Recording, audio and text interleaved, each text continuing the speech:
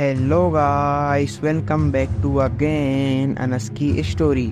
आज फिर हम एक नई कहानी लेकर आपके सामने उपस्थित हैं। दोस्तों, वीडियो को स्टार्ट करने से पहले मैं आपसे एक बात कहना चाहता हूँ। अगर ये वीडियो आप तक पहुँच गई है तो प्लीज़ आप चैनल को सब्सक्राइब करें और मुझे अपना छोटा भाई समझकर सपोर्ट करें, क्योंकि आपके सब्सक्राइब करने से हमें मोटिवेशन मिलता है और वीडियो बनाने में भी अच्छा लगता है।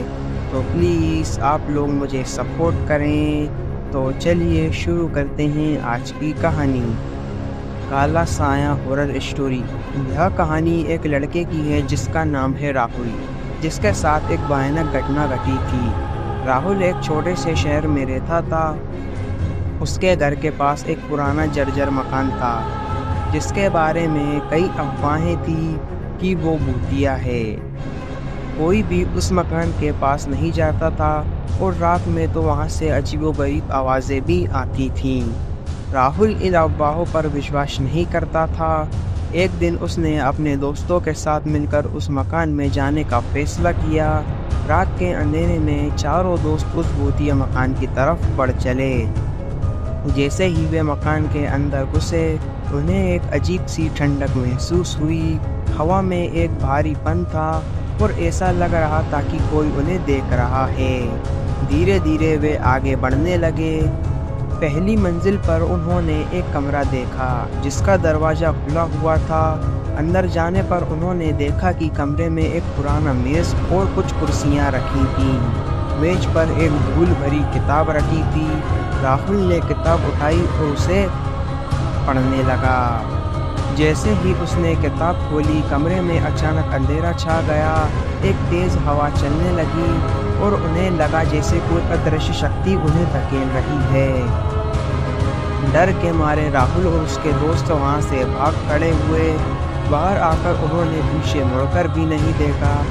उन्हें लगा कि उन्होंने एक काले रंग का साया देखा है जो उनके पीछे दौड़ रहा है। वे तेजी से अपनी जान बचाकर भागे और अपने घरों में जाकर दरवाजे बंद कर लिए। अगली सुबह राहुल को पता चला कि उसके एक दोस्त की उस रात मौत हो गई थी। वह घर से बाहर निकलते समय गिरकर घायल हो गया था और उसे अस्पताल ले जाने से पहले ही उसकी मौत हो गई थी। अस्पताल जाते वक्त उसने रास्ते में ही दम तोड़ दिया था।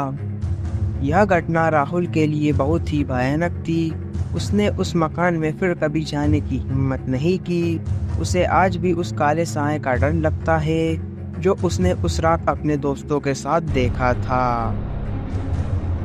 यह कहानी हमें सिखाती है कि हमें अंधविश्वासों पर यकीन नहीं करना चाहिए, लेकिन हमें यह भी याद रखना चाहिए कि इस दुनिया में कुछ ऐसी भी चीज़ें हैं जिन्हें हम समझ नहीं सकते। क्या यह सब सच था या फिर झूठ? यह कहानी राहुल के द्वारा बताई गई एक सच्ची घटना है।